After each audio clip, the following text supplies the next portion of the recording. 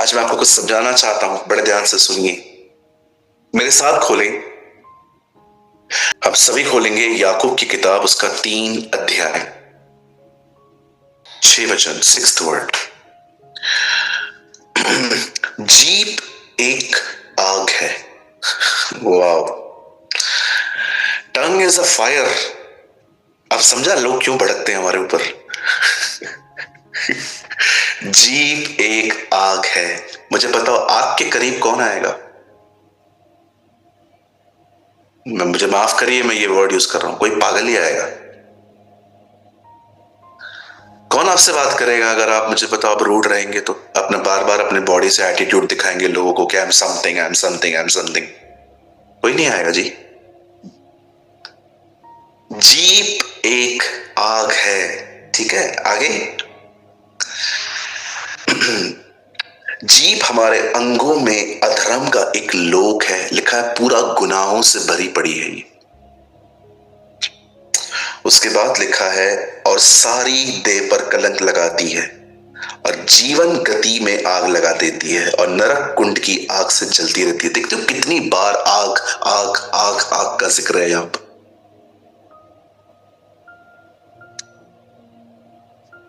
आइए, बेटर होगा इसे लिखने से पहले इसको समझ लें आप। आइए सब सामने देखें। आपने बहुत टाइम अपने कजिन्स के साथ बिताया होगा। मैं जानता हूं हर कोई अपने कजिन्स के बहुत करीब रहता है। बहुत सारे लोगों के कजिन्स के ग्रुप होते हैं। कभी कभी हम कजिन्स बचपन में पूरी पूरी रात चाची के घर में बिताया करते थे, खेलते थे, बिजनेस खेलते थे, लूडो खेलते थे। आपने देखा है कभी कभी हम बातचीत करते करते करते करते कुछ ऐसी बातें बोलते थे कि हमारे खुद के लोग ही हमसे नाराज हो जाते थे और कई दिनों तक हमसे बातें नहीं होती थी। यस, मैं जानता हूं आपकी लाइफ में भी जरूर कुछ ऐसे रिश्ते होंगे जिनके बारे में आप सोचते होंगे कि काश ये लोग वापस आ जाएं, लेकिन वो नहीं आते। वो नहीं आते। क्यों? कहां ना कहां ये जो आग है ना, उसके चटके उनको लगे और अच्छे से लगे, खूबसूरत तरीके से लगे। मैं कुछ समझाना चाहता हूं, बड़े ध्यान से सुने आप जानते हैं, मैं जानता हूं आप में से ऐसा कोई नहीं करेगा और ये करना भी नहीं चाहिए। सपोज अगर आपका किसी से कुछ थोड़ा सा वाद विवाद हो जाता है, घर में, ऑफिस में, कहां पर भी, और आपने मुंह से उसके पास्ट को लेकर कुछ बोल दिया या आपने उस व्यक्ति को गाली दे दी या आपने उस आदमी को बहुत रूडली आंसर किया कि मुझे ना ज्यादा बोला मत करो, मुझे बहुत अच्छे से पता है मुझे क्या करना चाहिए। समझो आपने अगर ऐसा कुछ कह दिया, आप जानते हैं अब ये बंदा जिसको आपने इस तरह से बात की है, अब ये बंदा किसी ऐसे व्यक्ति से तो जरूर मिलेगा जिसके वो करीब होगा और 100% जो आपने उसके साथ किया है वो उसको जरूर बताएगा कि आपने उसके साथ कैसे बात की है, आपने उसके पास्ट के बारे में बात की है या आपने उसको गाली दे दी है या आपने उससे बहुत ज्यादा कठोरता से बात की है। आप जानते हैं ये बंदा आपका नाम लेगा अभी कि ब्रदर ए ने, ब्रदर बी ने या सी ने, जो भी है, इस बंदे ने मेरे से ऐसा व्यवहार किया। लेकिन मैं आपको बताऊं, एक्चुअली बात आपने नहीं की थी, आपकी जुबान ने की थी। लेकिन आप देख रहे हैं जुबान का कोई नाम नहीं ले रहा है, नाम ले रहा जा रहा है आपका। यहां पर याकूब कहता है जुबान पूरी देह पर कलंक लाती है। पाप जुबान ने किया और अब कलंक पूरी बॉडी पे लग रहा है। कोई ये नहीं कहेगा सूरज प्रेमानी की जुबान खराब है, हर कोई कहेगा सूरज प्रेमानी खराब है। अरे क्या हुआ, मैंने किया क्या? मैंने तो सिर्फ गुस्से में आपको कुछ बोल दिया था। एक्चुअली देखा जाए तो जुबान ने कह दिया, लेकिन अब कलंक किस पे लग रहा है? पूरी बॉडी पर। आप याद रखना, ये जो टंग है ना, ये तो बोल देगी कुछ भी अगर आपने इसको नहीं पकड़ा तो, लेकिन बिलीव मी, कलंक पूरे बदन पर लगेगा। कोई आपके बारे में ये नहीं कहेगा कि इसकी जुबान ने ऐसा किया है, सब आपका नाम लेके कहेंगे इसने किया है। देखा जाए तो पाप जुबान ने किया और अब पूरे बॉडी पे कलंक लग रहा है। अब आप सोचो, आप में से यहां पर जितने लोग यहां बैठे हैं, ये कितने गंभीर सवाल हैं आप लोगों के सामने कि एक, पहले यह देखना चाहिए कि मुझे क्या बोलना है, मुझे क्या नहीं बोलना। मुझे कभी कभी कुछ लोग कहते हैं पास्टर आप उसको बोलते क्यों कुछ नहीं हो, नहीं समझेगा वो, इट्स बेटर कि उसके लिए सिर्फ प्रेयर करो। मुझे याद है, मुझे चर्च के एक बार एक भाई ने कंप्लेन की दूसरे भाई के लिए। उन्होंने कहा पास्टर ये ऐसे ऐसे कर रहा है। मैंने उस भाई को एक जवाब भी नहीं दिया। मैंने कहा देख, हम इसको नहीं समझा सकते, इसको समझाएगा ना बात और बिगड़ेगी। इसके अंदर सहने की ताकत नहीं है, ये बर्दाश्त नहीं कर पाएगा। इट्स बेटर कि तू इसको अपने साथ में लेकर अपने बिहेवियर के द्वारा सिखा कि ऐसा नहीं करना है। आप जानते हो आज वो जमाना ही नहीं रहा है कि आप किसी को भी आमने सामने समझा सको। लोग उस टाइम पे हाँ हाँ करते हैं, बरोबर बरोबर आप सही कह रहे हो, लेकिन वहां से जाने के बाद वो इतना नेगेटिव हो जाते हैं कि पास्टर ने मुझे कैसे समझाया, मतलब मैं कुछ हो ही नहीं क्या। आप देख रहे हो, मैं कभी कभी क्या करता हूं, जब मैं देखता हूं ना किसी के अंदर ये बात है, मैं उसको अपने साथ ले लेता हूं, पूरा हफ्ता उसको मीटिंग में लेके जाता हूं और मैं कोशिश करता हूं कि मैं उसको समझाऊं कि चीजों को इस तरह से हैंडल कर। लेकिन मैं आपको सच कहता हूं, मैं बहुत सारे लोगों को डायरेक्टली नहीं समझा पाता। रीजन इज देयर एटीट्यूड, उनका प्रॉब्लम है उनका व्यवहार। मुझे पता है उनके अंदर डांट को सुनने की कैपेसिटी नहीं है, वो नेगेटिव ही लेंगे, वो नकारात्मक ही लेंगे। लेकिन कभी कभी मैंने किसी किसी को जब देखा है कि हाँ दे आर हम्बल, मैं उनको बड़े प्यार से, मैं आपको एक एग्जांपल देता हूं। मेरे साथ मेरे चर्च में एक लड़का है, बहुत प्यारा भाई है वो मेरा। एक दिन हम खाना खा रहे थे टेबल पे बैठ के, तो वो खाना बहुत जल्दी जल्दी खा रहा था। तो मुझे ऐसा लगा कि मैं उसको बोलूं कि आराम से खा खाना, भागना नहीं है हम लोगों को। लेकिन मैं सोच रहा था प्रभु मैं इसको बोलूं नहीं बोलूं, क्योंकि मेरे साथ कुछ और भी लोग थे, वो लोग बहुत आराम से खाने वाले लोग थे। हम लोग टेबल पे थे, टेबल मैनर्स भी एक कुछ होता है कि अगर आप टेबल पे बैठे हुए हो तो आपको कुछ चीजों का ध्यान देना पड़ता है कि कैसे। हाँ, अगर आप परिवार के साथ बैठे हो ठीक है, कोई बात नहीं, लेकिन जब आप किसी और के साथ बैठे हुए हो, तो मैंने उस भाई को मैंने उसको साइड में जाके कहा, मैंने कहा भाई क्या प्रॉब्लम है, आराम से खाओ यार, खाना भाग थोड़ी रहा है। हंस हंस के कहा मैंने उसको, और वो इतना हम्बल पर्सन है, उसने मुझे कहा पास्टर सॉरी मैं ध्यान दूंगा, एक्चुअली मैं ऐसे ही खाता हूं। मैंने कहा नहीं, यू शुड चेंज योरसेल्फ, आपको थोड़ा अपने आप को बदलने की जरूरत है। मैंने उसके बाद आज तक उस भाई को कभी अपने साथ टेबल पे बैठ के हुए इस तरह खाना खाते हुए नहीं देखा है कि सब उसको देखे कि कर क्या रहा है। अब सोचो, ये हम्बल है, ये नम्र है, ये समझ गया। लेकिन इधर ही मैं किसी और को बोलता कि भाई जो खाना खा रहे हो ना थोड़ा आराम से खाओ, खाना भाग नहीं रहा है। ठीक है पास्टर, एक काम करता हूं ना, मैं अगली बार से आपके साथ आऊंगा ही नहीं, आप अकेले ही जाया करो। ये कारण था मैं कुछ लोगों को नहीं, कुछ लोगों को आप समझाओ, ऐसे नेगेटिव हो जाते हैं सामने सामने। अगर आप उनको बोल दो ठीक है पास्टर एक काम करते ना, मैं अपना ही खाऊंगा, आप अपना खाओ, ठीक है, मैं अपनी टेबल पे जाके खाता हूं। अगर आप लोग को लेके ही नहीं आना था तो आप मुझे लेके क्यों आए? तू मूर्ख नहीं है, मैं मूर्ख हूं जिसने तेरे को समझाया। लिखा है ना, मूर्ख को समझा तो तुझे डांट ही पड़ने वाली।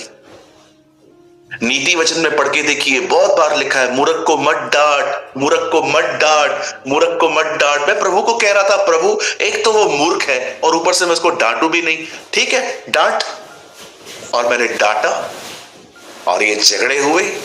उसके बाद मैंने प्रभु से कहा तू सही कह रहा था, मूर्ख को नहीं डांटना चाहिए, इनको अपने साथ रहकर सिखाना चाहिए। आप जानते हो कुछ भाई बहनों को अगर आप कुछ भी कहोगे ना, उसके बाद रोना पीटना चालू हो। अच्छा ठीक है पास्टर आपको नहीं समझ में आता है, हम ये कर देते वो कर देते। अरे हम्बल बनो ना थोड़े, कोई सिखा रहा है सीखो ना, कोई सिखा रहा है तो सीखो ना, इसमें क्या प्रॉब्लम है, क्या प्रॉब्लम है? टीचर से नहीं सीखते थे क्या? हाँ, सीखते थे ना टीचर से। कभी कभी मुझे एक बात बताइए, आप सोचो, अगर आप 5th स्टैंडर्ड में थे, 6th स्टैंडर्ड में थे, और आपको टीचर ने कहा बेटा टीचर हूं मैं, स्कूल में खाना नहीं खाते, रिसेस में खाते हैं, इंटरवल मिलता है ना तब खाओ। ठीक है टीचर, एक काम करता हूं, कल से मैं स्कूल आऊंगा ही नहीं, मैं घर पे ही रहूंगा। आप वहां पर बात करते थे क्या ऐसे? हम लोग है ना बड़े ड्रामेबाज हैं। जिधर अपनी नहीं चलती है ना वहां पर हम लोग चुप करके बैठे रहते हैं, लेकिन जिधर हमारी चलती है ना उधर हर तरह का ड्रामा करके दिखाते। ये बंद करना पड़ेगा जी, आगे बढ़ना है तो।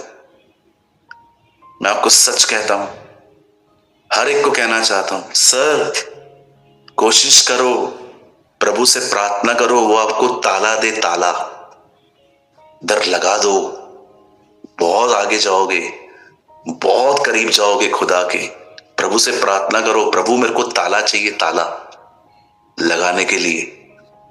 बहुत तंग हो गया हूं प्रभु मैं इससे, किधर भी चुप करके नहीं बैठती है, ये हर जगह पे बताती रहती है लोगों को मैं कौन हूं, मैं कौन हूं। लिखा है ना, वो बड़ी बड़ी डींगे मारती है। मैं इस मीटिंग को है ना, आप बिलीव कर सकते हैं, मैं आने वाले 2 घंटे और प्रीच कर सकता हूं, मेरे पास इतना मटेरियल है इसके बारे में। लेकिन मैं जानबूझ के ये मीटिंग जो है मैं जल्दी पूरी कर रहा हूं। रीजन, मुझे लगता है आज थोड़ा सीखो पर इससे मनन करो। बिलीव मी, मेरे पास आज बहुत कुछ है बोलने के लिए आपके पास। आपको पता है जब यीशु ने पतरस से बोट मांगी तो किस तरह मांगी? आई डोंट नो आप में से कितने लोग हैं यहां पर जिन्होंने लूका 5 अध्याय में यह पढ़ा है कि जब यीशु पतरस की नाव पर जाते हैं और यीशु ने उसे बोट मांगी तो कैसे मांगी, आप जानते हैं? ए भाई, बोट देता है क्या? ऐसे बोट दे रहा है क्या कि पलटी करूं? ऐसा बोट देगा कि नहीं? आप पढ़ के देखिए, वहां लिखा है यीशु ने पतरस से विनती की। Wow, what a God we have. आराम से पढ़ो, आराम से लूका, मत्ती, मरकुस, जहां जहां पर भी यीशु और पतरस की ये सेकंड मुलाकात का जिक्र है ना, कि जब यीशु उसकी बोट पर आए, आप पढ़ के देखो, वहां पर लिखा है और यीशु ने उससे विनती की कि मुझे नाव चाहिए। और जब उस नाव में खड़े होकर यीशु मसीह ने प्रचार किया ना, आप पढ़ के देखो, पूरा इंसिडेंट ऐसा है कि पहले बोट को भरा नहीं गया है, पहले बोट में खड़े होकर प्रचार किया गया है। उसके बाद यीशु ने देखा कि यार बंदे ने अपना घर दिया है, हमें भी कुछ देना चाहिए इसको। तब यीशु ने कहा नाव को गहराई में ले चल। आप जानते हैं पहले यीशु मसीह ने पतरस से बोट मांगी क्यों? प्रचार करने के लिए। लिखा है भीड़ बहुत बढ़ गई थी, उसे दबा रही थी और वो पुलपिट को ढूंढ रहा था। पुलपिट समझते हैं ना, जहां पर हम खड़े होकर प्रचार करते हैं, तो उस वहां पर तो कोई पुलपिट था नहीं, सो यीशु ने उसकी बोट को पुलपिट बनाया था। Read it, it's very beautiful. कभी कभी मैं जब मैं बाइबल पढ़ता हूं, मैं प्रभु को हमेशा कहता हूं, प्रभु मुझे ना ये जो बड़ी बड़ी बातें हैं ना, ये बड़े बड़े पास्टरों को दे दे, मैं छोटा आदमी है, मेरे को छोटी छोटी बातें सिखा।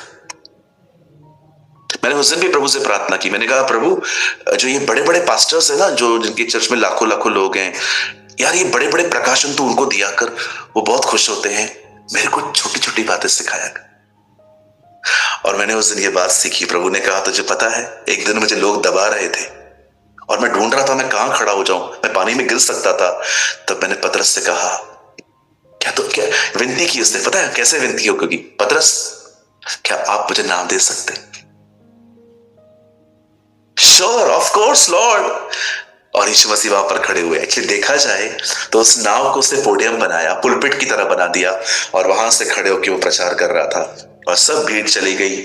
उसके बाद यीशु ने उससे कहा चलो अब गहराई में ले चलो, तूने मुझे दिया है ना खाली बोट, मैं तुझे भर के लौटा दूंगा। That's our Jesus. जब आप किसी से मांगते हो ना, आपका मांगना विनती की तरह हो, विनती की तरह। ए मम्मी पानी लेकर आ। नो मम्मी, आप पानी दे सकते हैं क्या मुझे? मैं जानता हूं हमें आदत नहीं है ये सब करने की, लेकिन आज नहीं, कल जब आप मैरिड होंगे, आपके बच्चे होंगे और आपके बच्चे आपसे ऐसे बात करेंगे ना, तब आपको रियलाइज होगा, यार मेरी मां को मैंने कितना सताया था ना। कितने लोग हैं मुझे बताएं, जब आप घर पे कुछ मांगते हैं, चार्जर, मोबाइल, सॉक्स, तो क्या आप विनती करते हैं, मम्मी आप मेरा शर्ट प्रेस कर सकते हैं क्या? मम्मी खाना दे सकते हैं क्या? इवन अगर खाना ठंडा भी आया है और आपको गर्म भी चाहिए, ये क्या है, ये क्या खाना है? मैं क्या कमाता नहीं हूं क्या? मुझे हमेशा, मेरा एक दोस्त है वो ऐसा करता था, पता है, वो मुझे बताता है अपनी गवाही, बोलता ना पास्टर, ठंडा खाना आने पर मैंने घर में बहुत बार झगड़े किए थे। क्या आप ये नहीं कह सकते, मां खाना, एक रोटी गर्म मिल सकती है क्या? आप बिलीव कीजिए। आइए बंद करने से पहले एक वचन पढ़ते हैं, मेरे साथ खोले नीति वचन, प्रोवर्ब्स, नीति वचन 15 अध्याय, प्रोवर्ब्स चैप्टर 15, फर्स्ट वर्ड। कोमल उत्तर सुनने से गुस्सा ठंडा हो जाता है, परंतु कट्टू वचन से क्रोध भड़क उठता है। बाइबल कहती है अगर आप प्यार से बात करें तो अगर सामने वाला गुस्से में भी है ना, वो ठंडा हो जाएगा। लेकिन अगर आप गुस्से से बात करें और सामने वाला ऑलरेडी फ्रस्ट्रेट है, मराठी में कहते हैं गेला, गेला मतलब आप गए, अब आपको छोड़ेगा नहीं। इन मराठी वी कॉल गेला, अब आप गए। कभी हुआ है आपको ऐसा, आपने किसी से गुस्से में बात की, वो चढ़ गया आपके ऊपर, ओ पास्टर मेरा मैनेजर ही ऐसा है। यस बिल्कुल। आइए अपने सर पे हाथ रखिए, अपने आप को ब्लेस करिए।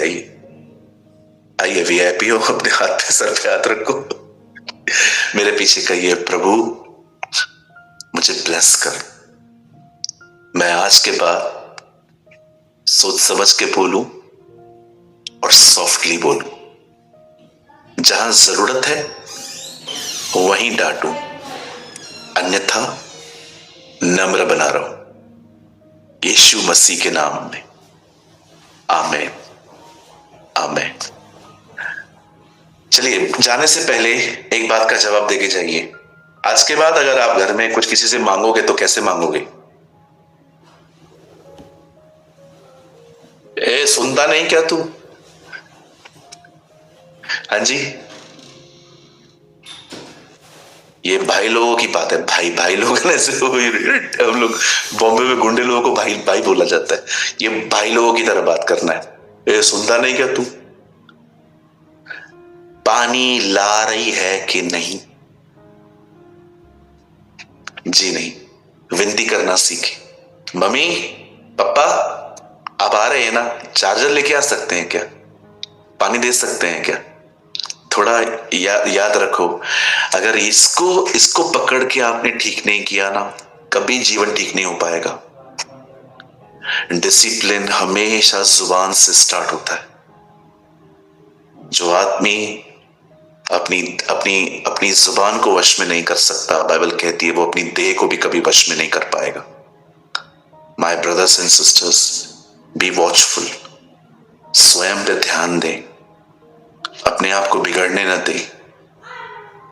याद रखिए, विज्ञान कहता है, साइंस कहती है, डॉक्टर्स कहते हैं कि जुबान पे अगर कुछ लग जाए तो आदमी है ना बहुत जल्दी ठीक हो जाता है।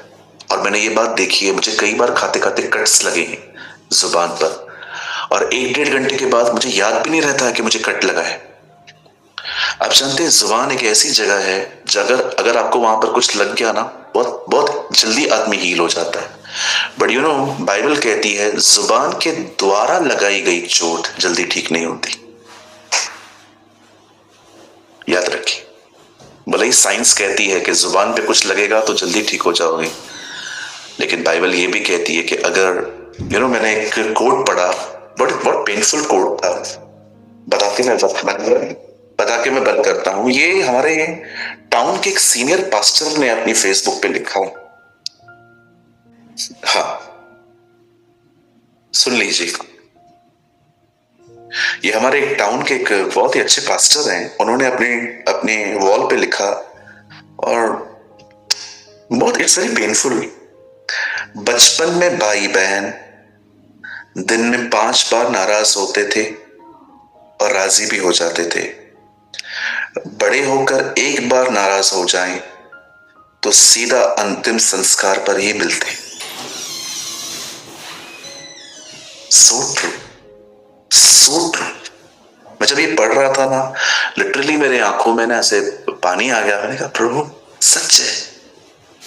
बचपन में कितनी बार लड़ते थे, झगड़ते थे हम लोग, 5 मिनट में मान जाते थे। अभी लड़ रहे थे, बाद में खेल रहे हैं हम लोग वहां पर बैठ के। लेकिन यहां लिखा है बड़े होकर एक बार नाराज होते हैं और सीधा उसकी डेथ के बाद मिलते हैं। है? ये जो हमारे इस पास्टर हैं बहुत अच्छा लिखते हैं ये कभी कभी। इससे पहले भी उन्होंने एक बहुत ब्यूटीफुल कोट लिखा था कि अभी से हार मान गए, अभी तो तुम्हें वहां पर हंसना है जहां तुम रोए थे। इट्स वेरी ब्यूटीफुल कोट कि तुम्हें वहां हंसना है जहां तुम रोए थे। चलिए, गॉड ब्लेस यू। प्रभु आप में से हर एक को बहुत आशीष दे। प्लीज मेरे भाइयों बहनों, जुबान पर प्रभु से अनुग्रह मांगो। मैं भी मांग रहा हूं ताकि हम आने वाले दिनों में वही कहें जो खुदा को खुश करे। God bless you. यदि आपने आज के वचन से कुछ लर्न किया हो या आपको लगा हो यस ब्रदर ये पूरा मेरे लिए था, तो आप हमें कमेंट करके बता सकते हैं।